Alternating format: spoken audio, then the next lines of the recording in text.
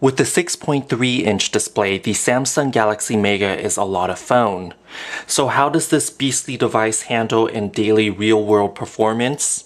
I'm Chung Nguyen for Gotta Be Mobile. Join me in this video review of the Samsung Galaxy Mega for AT&T's 4G LTE network. With a large 6.3-inch diagonal footprint and a 720p HD resolution, the Samsung Galaxy Mega feels a lot more like a tablet than a smartphone. In fact, it apes its closest rival in the Samsung Galaxy lineup, which is the Samsung Galaxy Note. Here I have the AT&T Samsung Galaxy Note 2, which has a 5.5-inch display, and the recently announced Galaxy Note 3 has an even slightly larger 5.7-inch display.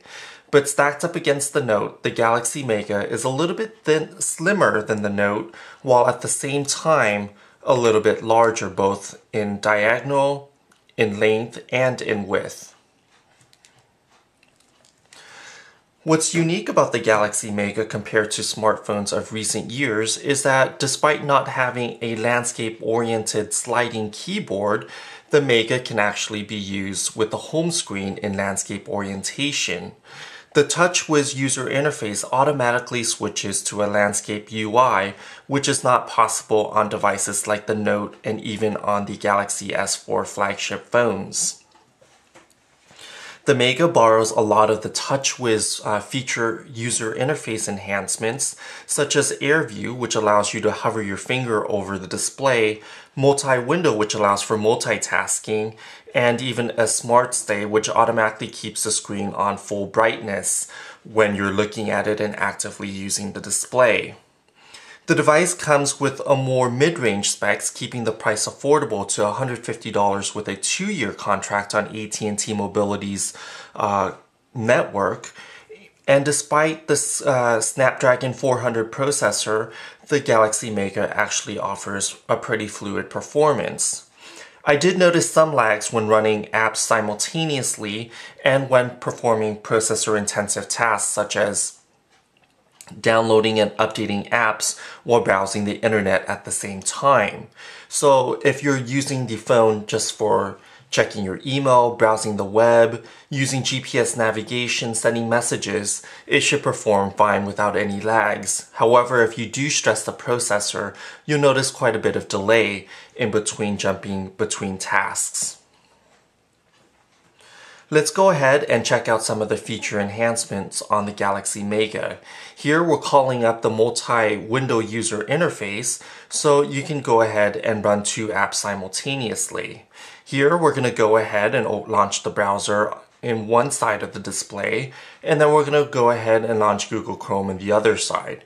This will allow you to actually view 2 browsers simultaneously side by side. If you're not comfortable using, or if you don't want to use both browsers, you can switch between emails. A number of first-party and third-party applications are supported, including Facebook, Gmail, Twitter, and YouTube.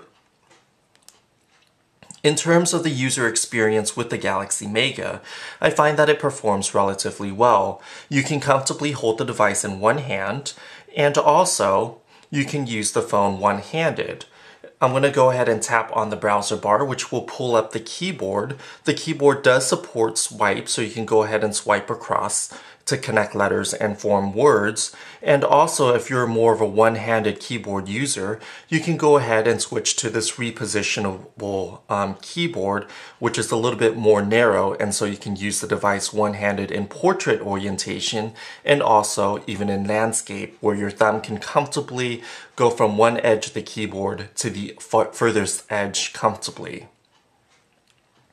So you do have a couple options for the keyboard to make this rather large device even manageable using one-handed, which is a nice feature. Additionally, you can comfortably wrap the device and use the device comfortably by spanning the full width of the device with your thumb, although it might be a stretch for users with smaller fingers. But thanks to these smaller side bezels, you're not wasting a lot of real estate on the front panel, and the width is actually kept rather nicely slim. In daily use, I find that the Galaxy Mega does fit comfortably even in fitted jeans, in the pockets of my fitted jeans. However, users with skinny jeans may not find the device too comfortable in their pockets. The device actually is a little bit more comfortable when sitting down and finds itself more at home in the front pocket of a jacket rather than the front pocket of your denim. So if you have a bag or jacket with loose pockets, you might want to make that the home of the Galaxy Mega rather than the front pocket of your pants. The device does borrow a lot of the user interface without a lot of the frills from the Galaxy S4 and the Galaxy Note. In the past, in order to have a large screen display, you have to get the Galaxy Note phablet. That device comes with a stylus and other enhancements which may be frivolous to users who just want a larger screen, and there's definitely a demographic for that. Samsung's Easy Mode, which you can access via the settings and going to your device, and then going to your home screen mode, is a nice way for users who are new to the smartphone platform to adjust to a touchscreen. Here you have large buttons which are easily navigable, and a lot of the complexities of the Android UI is hidden from the users, which might be a good phone in this mode for older people or for those who may be switching from a feature phone. The Samsung Galaxy Mega allows users to just access just the basic settings and the basic apps in this mode, although you do have a complete directory of all your apps like you would on a touchscreen feature phone. So Easy Mode is a quick way for users to get oriented with the Samsung Galaxy Mega.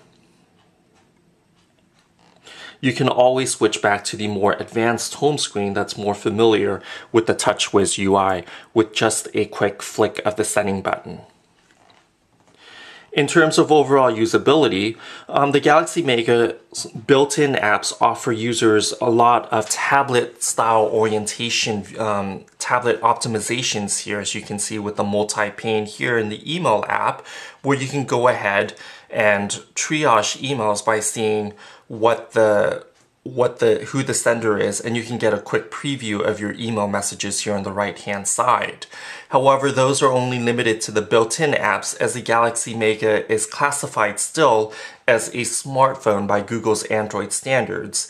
As such, apps like CNN that you can download for the Galaxy Mega run in smartphone mode, so you're getting a blown-up smartphone rather than a dual-panel tablet orientation like on the CNN tablet app for the Samsung Galaxy Tab series. So in general, I wish there were more apps that were optimized for the tablet that can run on the Galaxy Mega, considering that its 6.3-inch footprint is closer to a 7-inch tablet than a 5-inch smartphone. In the end, the Galaxy Mega is a lot of phone. It's a big phone, but it benefits greatly from AT&T's 4G LTE network, which delivers speedy downloads. In San Jose, California, I average speeds between 15 to 20 megabits on the download side and around 5 to 10 megabits per second on the upload side. The more modest specs, 8 gigabytes of storage on board, along with a Snapdragon 400 processor and only 1.5 gigs of RAM, allows AT&T and Samsung to keep the cost low.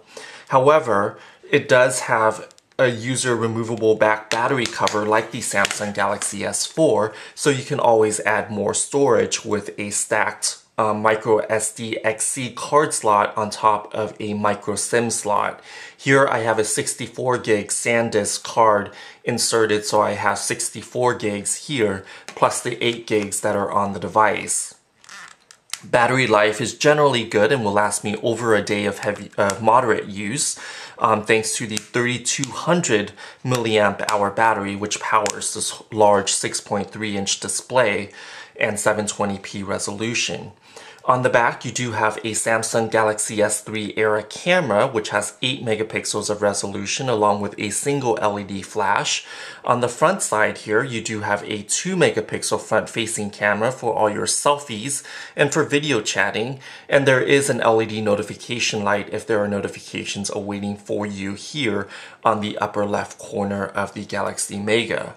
The device in general borrows a lot of its aesthetics from the Galaxy S4, including the glossy trim with the textured or patterned backing, and also the home button flanked on either side by capacitive touch buttons. The Galaxy S4 Mega is an excellent mid-range device for those who prefer a larger screen that's still portable and who may not want to buy both a tablet and a smartphone. In doing so, Samsung has given users a great compromise in form factor and delivered an affordable and easy to manage and carry package in the Galaxy Mega. It's not the megaphone of yore, it's definitely a modern piece that a lot of users might find intriguing given its large screen size and tablet usability. I'm Chang-Wen for Gotta Be Mobile. Join us on gottabemobile.com for more information and details about the Galaxy Mega and read our full review on the site. Thanks for watching.